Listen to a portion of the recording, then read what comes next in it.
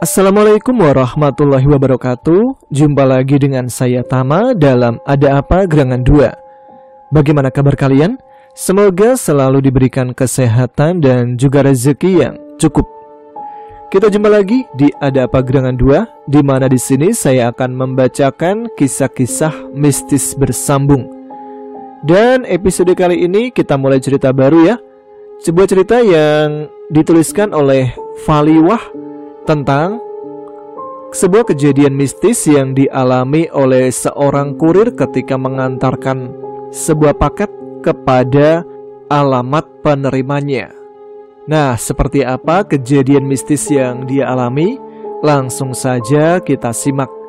Teman-teman, ada apa gerangan? Ceritanya mulai dari sini.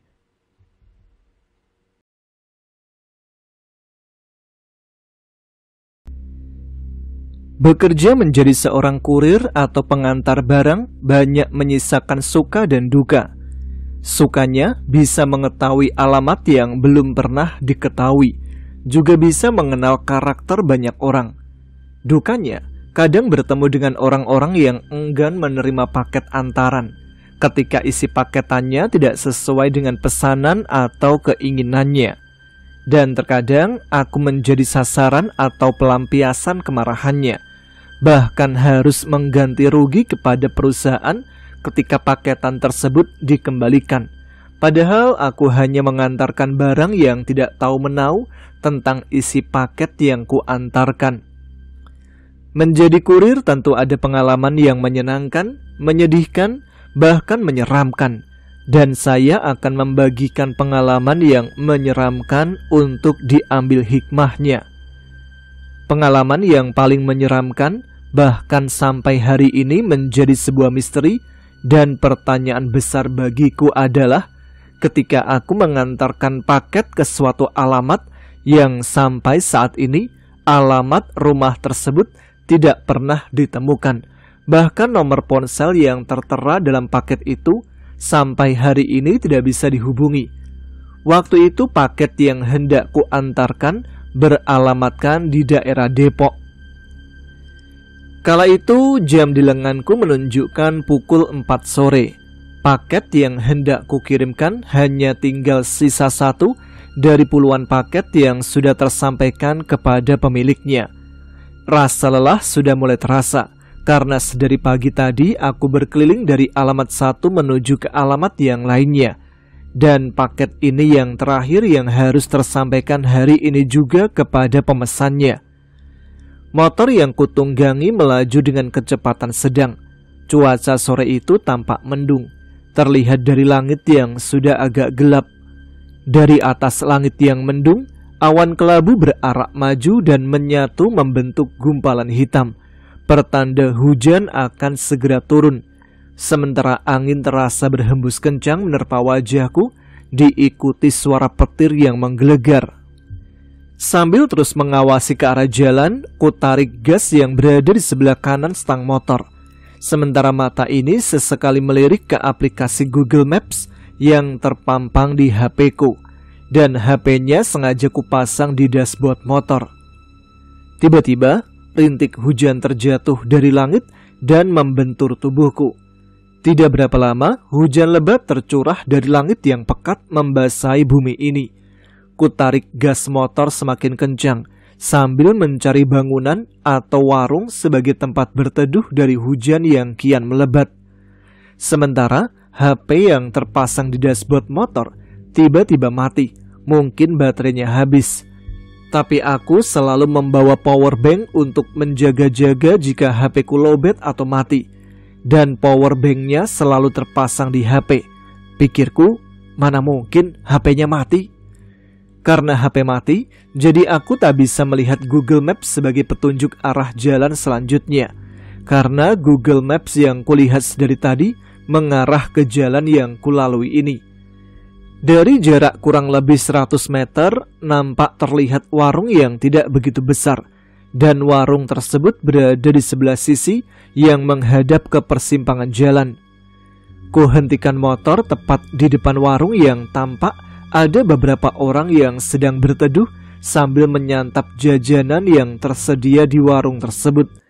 Segera aku turun dari warung setelah motor kuparkirkan di depan warung, lalu bergegas beranjak menuju warung untuk berteduh, sekalian menanyakan alamat pemesan paket ini yang belum kutemukan. Sambil duduk di kursi yang terbuat dari papan, ku pesan kopi lebih dahulu kepada si bapak pemilik warung, sambil menanyakan alamat yang tertera di atas paket yang terbungkus rapi oleh plastik hitam. Tapi si bapak pemilik warung tersebut tidak mengetahui alamat yang kutanyakan.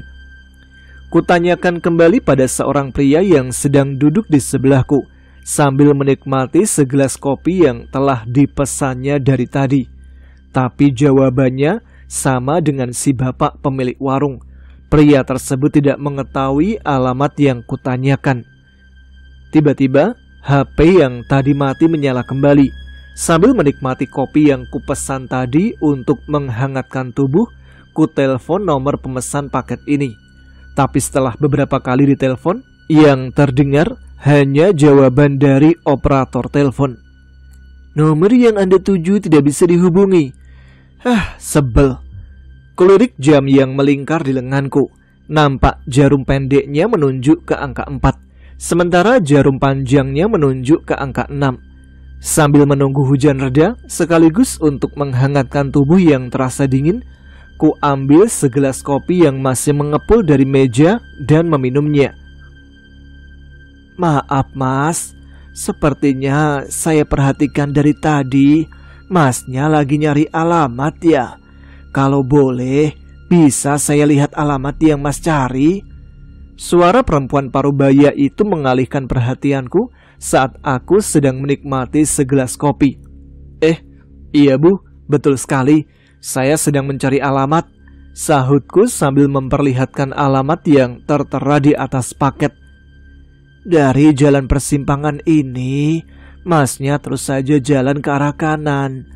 Nanti setelah berjalan lurus kurang lebih 200 meter, mas akan menemukan gang yang ada bangunan gapuranya.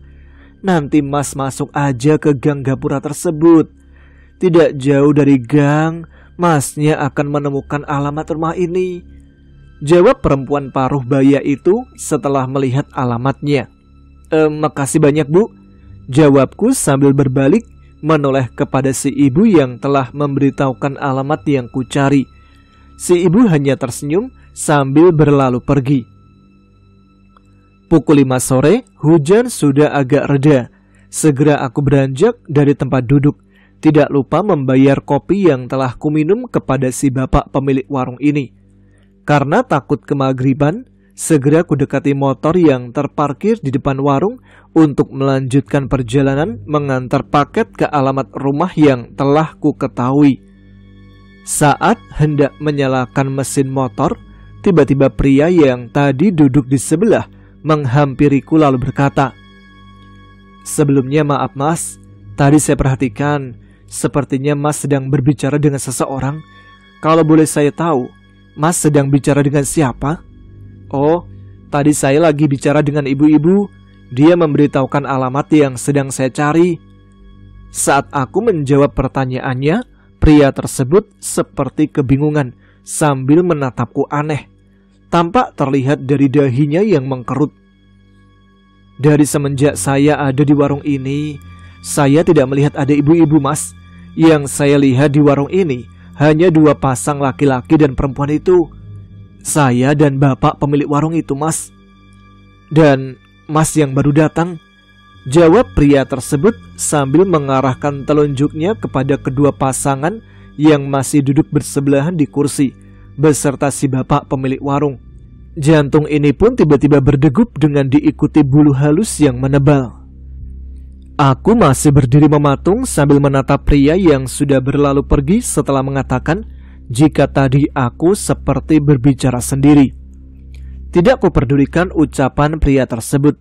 Ku anggap hanya mengada-ada karena takut hari keburu gelap dan ingin cepat selesai mengirimkan paket yang hanya tinggal 1 lagi ke alamat yang akan dituju. Maka segera ku naiki motor yang terparkir di depan warung, lalu menyalakan mesinnya. Segera kupaut gasnya.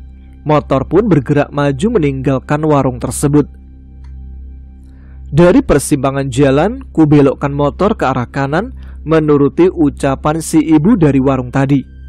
Angin yang menerpa tubuhku ditambah dengan gerimis tipis sisa hujan lebat tadi membuat tubuh ini terasa menggigil kedinginan.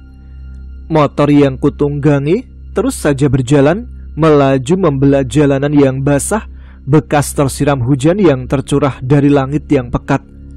Motor ini kuarahkan terus berjalan lurus mencari gang yang ada gapurannya. Kulirik Google Map yang terpampang di HP untuk menegaskan arah jalan dan memastikan alamat yang akan tertuju. Google Map yang terpampang di HP menunjukkan arah jalan yang benar. Lalu terdengar dari ponsel suara operator khas perempuan yang mengatakan bahwa 200 meter lagi berbelok ke arah kanan. Dari jarak kurang lebih 200 meter, sudah mulai terlihat gang yang berhiaskan gapura. Setelah sampai di depan gang, ku belokkan stang motor memasuki gang tersebut. Jam di lenganku menunjukkan 5:30 sore. Karena ingin segera sampai ke tempat tujuan dan takut hari semakin gelap, pun ingin segera menyelesaikan tugas mengantarkan paket kepada pemesannya, ku pacu motor agak kencang menyusuri jalan yang cukup untuk kendaraan roda 2 dan pejalan kaki. Aneh rasanya, karena semenjak memasuki gang dan menelusuri jalan ini, tidak kutemukan satupun bangunan rumah yang berdiri di sekitaran area tempat ini. Yang terlihat hanya pepohonan yang rimbun. Tapi menurut petunjuk Google Map, alamat rumahnya sudah benar mengarah ke tempat ini. Tampak di langit sudah mulai gelap karena matahari perlahan sudah mulai bergerak membenamkan dirinya. Tapi alamat yang dicari belum ditemukan. Kenapa jadi masuk ke tempat pemakaman umum? Gumamku setelah memasuki bahkan menyusuri jauh ke area ini. Di hadapanku tampak terpampang pemakaman yang terbentang luas dipenuhi oleh pohon kamboja. Ku hentikan motor yang sedari tadi melaju menyusuri jalan. Sejenak aku terdiam untuk menelaah kejanggalan ini. Lalu mengedarkan pandangan untuk melihat ke sekeliling, berharap ada bangunan rumah yang berdiri di tanah ini. Tapi yang ku cari tidak kutemukan. Ku ambil HP yang terpasang dari dashboard motor. Lalu ku telepon pemesan paket ini beberapa kali, berharap ada yang mengangkat. Tapi tetap saja operator di sana berkata, nomor yang Anda tuju tidak bisa dihubungi. Pikirku, apakah salah alamat? Tapi Google Map yang kujadikan panduan petunjuk jalan menunjukkan ke arah dan tempat ini. Terus, di mana rumah pemesan paketnya? Apakah Google Map sengaja menyesatkanku? Aku sekarang bingung dengan yang ku alami. Sementara langit sudah mulai redup. Pertanda hari akan segera berganti. Tiba-tiba, bulu kuduku meremang menyaksikan kejanggalan yang ku alami. Ketika aku sedang kebingungan memikirkan kejanggalan ini, tiba-tiba aku dikagetkan dengan tepukan bahu. Saat menoleh ke belakang, tampak ada seorang pria parubaya yang sedang berdiri sambil menatapku. Adik lagi ngapain di sini? Karena kaget dengan kedatangannya secara tiba-tiba, aku tidak langsung menjawab pertanyaannya. Ku tatap pria parubaya yang masih berdiri di hadapanku dari ujung kepala sampai ujung kaki.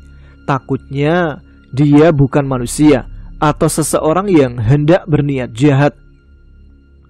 Namun saat ku selidiki, bapak ini seperti manusia biasa pada umumnya. Pria parubaya itu mengenakan baju dan celana yang sudah lusuh, sementara peci hitam menutupi rambutnya yang telah memutih. Dari tangannya terlihat menggenggam sebuah cangkul, dan dari pinggangnya terpampang sebilah golok. Sepertinya bapak ini habis bekerja membersihkan tempat pemakaman umum ini. Dek, suara panggilan itu membuyarkan lamunanku. Dengan gelagapan aku menyauti panggilannya. Iya pak. Adik lagi ngapain di sini? Ucapnya kembali mengulangi pertanyaannya. Saya lagi nyari alamat rumah pak. Sahutku agak gugup. Nyari alamat rumah kok di tempat ini? Gumamnya merasa aneh setelah mendengar ucapanku. Saya lagi nyari alamat rumah pemesan paket ini. Barangkali Bapak tahu dengan alamat ini, ucapku sambil memperlihatkan alamat yang tertera di atas paketan yang terbungkus rapi. Kalau dari tulisan alamatnya, benar di tempat ini, jawab si bapak seperti kebingungan setelah melihat tulisan beralamat lengkap. Sepertinya ada yang ngerjain adik, karena selama membersihkan tempat pemakaman umum ini, sudah ada 3 orang yang nyasar ke tempat ini, menanyakan alamat untuk mengantarkan barang, sama seperti adik.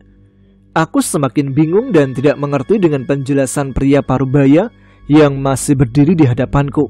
Sementara hari semakin gelap, pertanda malam akan segera tiba. Sebaiknya adik kembali pulang saja, karena sepertinya hari akan segera gelap.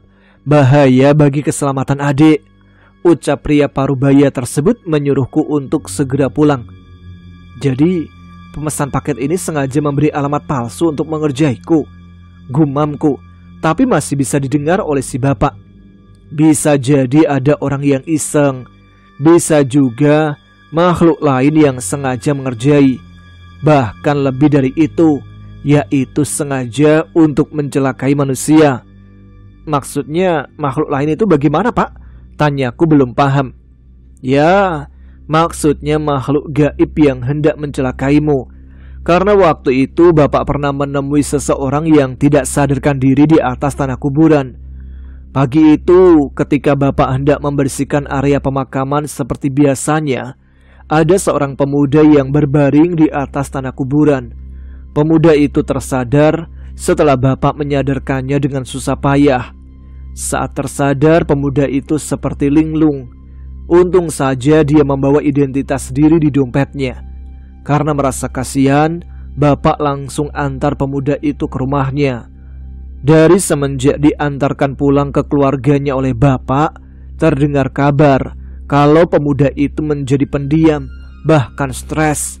Orang tuanya pun bingung, karena sudah beberapa kali diobati ke rumah sakit, bahkan diobati berupa non-medis. Pemuda itu tidak kunjung sembuh. Akhirnya pemuda itu meninggal dunia karena sakit jiwa, ujar pria parubaya tersebut menjelaskannya dengan panjang lebar. Sementara aku hanya diam mendengarkan ucapannya. Tubuh ini jadi merinding ketika si bapak menceritakan pengalamannya, karena aku tidak bisa membayangkan bagaimana kalau kejadian itu terjadi padaku. Terdengar sayup-sayup suara azan berkumandang dari pengeras suara di beberapa masjid. Ternyata hari sudah berganti maghrib karena langit tampak sudah terlihat gelap. Si bapak pun menyuruhku untuk segera pulang.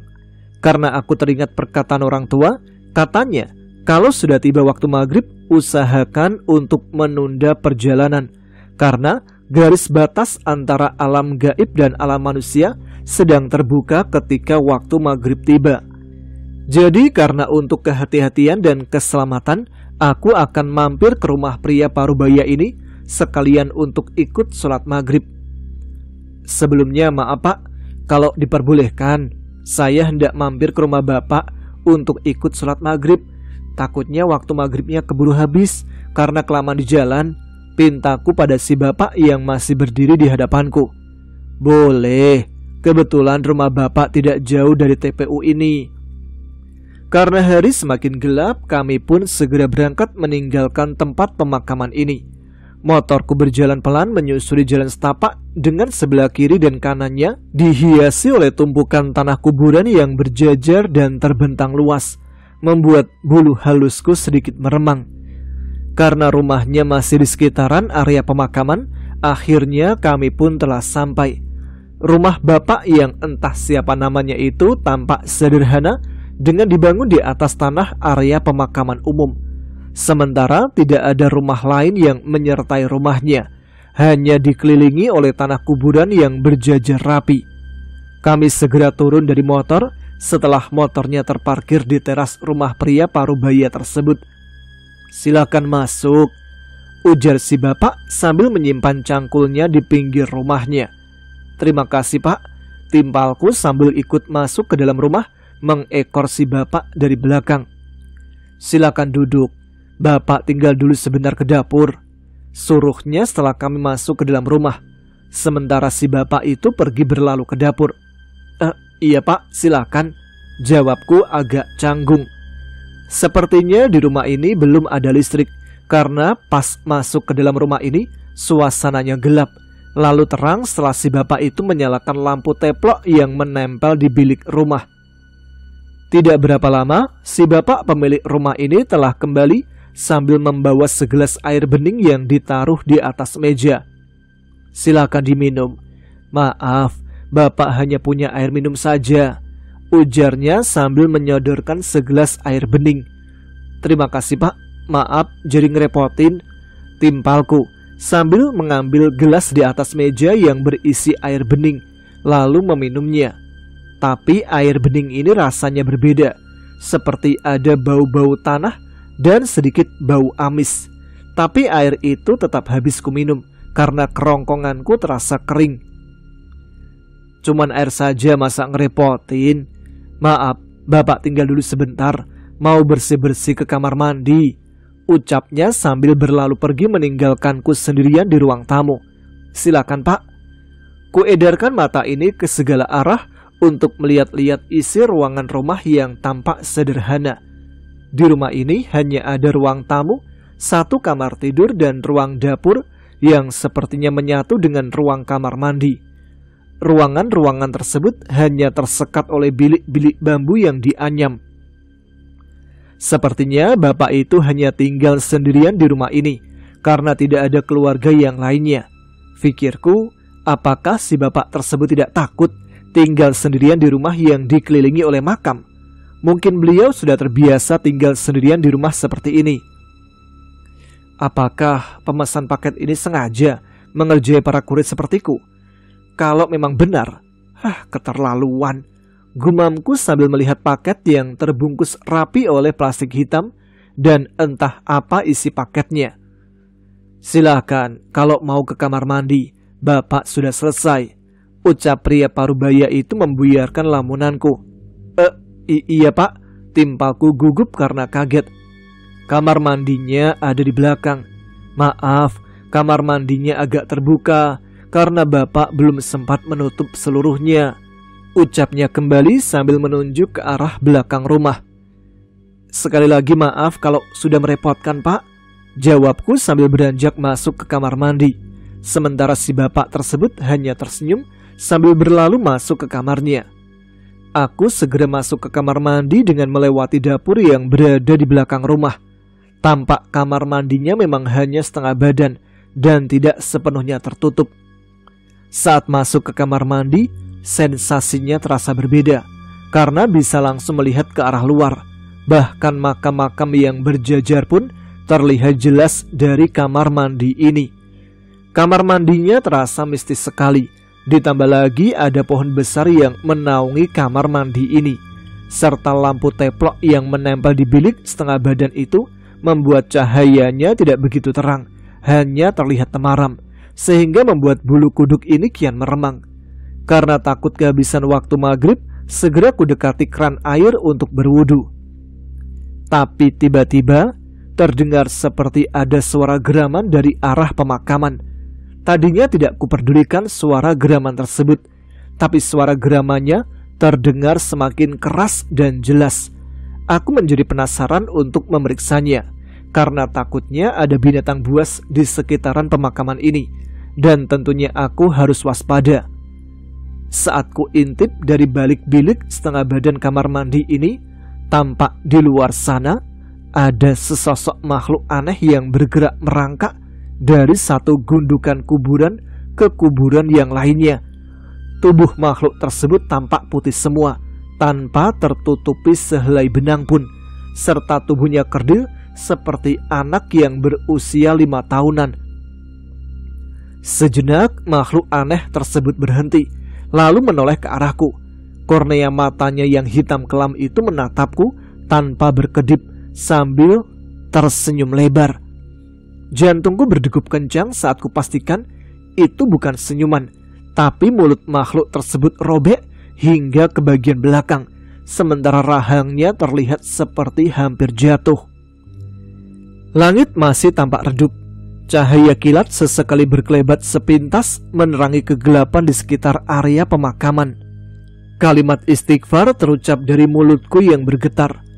Kutelan sedikit ludah masuk ke dalam kerongkongan, kala makhluk mengerikan itu tampak terlihat jelas saat sekelebat cahaya kilat meneranginya. Darahku berdesir, kala tatapan bola mata hitam makhluk itu sesaat beradu dengan mataku. Segera aku bersembunyi di balik bilik setengah badan, karena takut makhluk itu melihat diri ini, bahkan sampai menghampiri ke tempat kamar mandi. Kulanjutkan kembali untuk berwudu sambil membungkukkan tubuh, dan tidak menghiraukan makhluk tersebut. Terdengar jelas di hadapanku, seperti ada suara yang sedang menggali tanah dengan cakarnya. Tidak kuperdulikan suara cakaran itu dengan terus melanjutkan wudu sampai selesai. Tapi rasa penasaran ini tidak bisa menahan untuk mengintip di balik bilik yang berlubang. Tubuhku tetap membungkuk di balik bilik setengah badan sambil mengintip dari lubang yang cukup besar untuk mengawasi ke area pemakaman. Di area pemakaman tampak samar saat mata ini terus mengedarkan pandangan ke sekeliling karena hari sudah semakin gelap. Makhluk mengerikan yang sempat kulihat tadi sudah tak terlihat. Ia menghilang entah kemana. Tapi suara seseorang yang menggali tanah itu masih jelas terdengar. Saat sekelebat cahaya kilat menerangi tempat ini, tampak terlihat makhluk mengerikan yang kulihat tadi sudah berada di atas gundukan tanah kuburan yang berada dekat dengan bangunan kamar mandi. Kusipitkan mata ini untuk memperjelas keadaan di luar sana. Tampak makhluk tersebut sedang mencakar-cakar tanah kuburan, kala mata ini sudah beradaptasi dengan keadaan gelap di area pemakaman. Tapi makhluk itu tidak sendiri. Seseorang yang berada di dekatnya seperti sedang menggali tanah kuburan yang sama dengan cangkulnya. Aku semakin penasaran siapa sebenarnya seseorang yang sedang menggali gundukan kuburan bersama makhluk mengerikan itu, dan apa tujuan mereka melakukan perbuatan tersebut.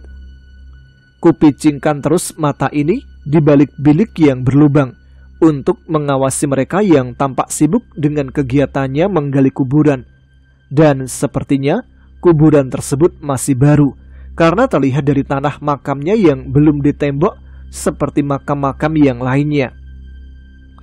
Aku terkejut kala sekelebat cahaya kilat kembali terpendar di langit yang pekat, sesaat menerangi mereka yang terus menggali tiada henti gundukan tanah itu.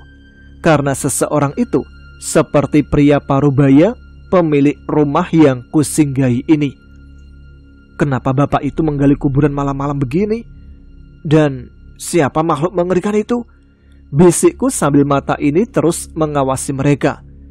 Akhirnya gundukan tanah kuburan tersebut sudah tergali semakin dalam, dan sepertinya kuburan yang mereka gali sudah mencapai dasar, karena mereka tampak berhenti dari kegiatannya. Tenang nak, malam ini kamu akan makan besar. Terdengar suara lirih dari pria parubaya yang berbicara sambil tertawa kepada makhluk kerdil yang sedang bergerak merangkak mendekatinya. Sementara makhluk kerdil tersebut hanya menggeram sambil menatap pria parubaya di hadapannya. Baiklah, sampai sini dulu untuk episode kali ini. Kita akan lanjut lagi karena episodenya terlalu pendek kayaknya ya. Nanti saya akan recording langsung untuk ditayangkan nanti sore. Jadi untuk teman-teman langsung ditunggu aja kelanjutan cerita yang dituliskan oleh Faliwah yang tak pernah gagal membuat kita merinding. Terima kasih untuk teman-teman Ada Apa Gerangan yang sudah selalu menyimak setiap episode Ada Apa Gerangan dan menanti-nantikan episode terbaru dari Ada Apa Gerangan. Mungkin kemarin agak macet ya ceritanya. Baiklah, jangan lupa tuliskan komen kalian, tunjukkan eksistensinya. Dan saya Tama harus pamit. Jumpa lagi di episode selanjutnya. Tetap semangat, jaga kesehatan. Wassalamualaikum warahmatullahi wabarakatuh.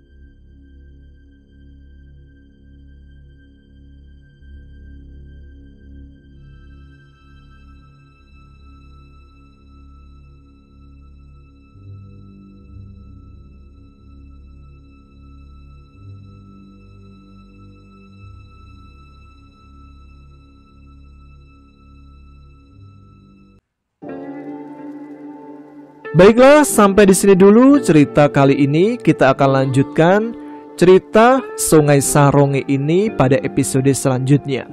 Terima kasih untuk teman-teman yang sudah menyimak episode kali ini. Terima kasih yang sudah mensupport dengan like dan subscribe channel ini. Jangan lupa tuliskan komen, tunjukkan eksistensi kalian. Sekarang saya Tama harus pamit. Kita jumpa lagi di episode berikutnya. Tetap semangat, jaga kesehatan. Wassalamualaikum warahmatullahi wabarakatuh.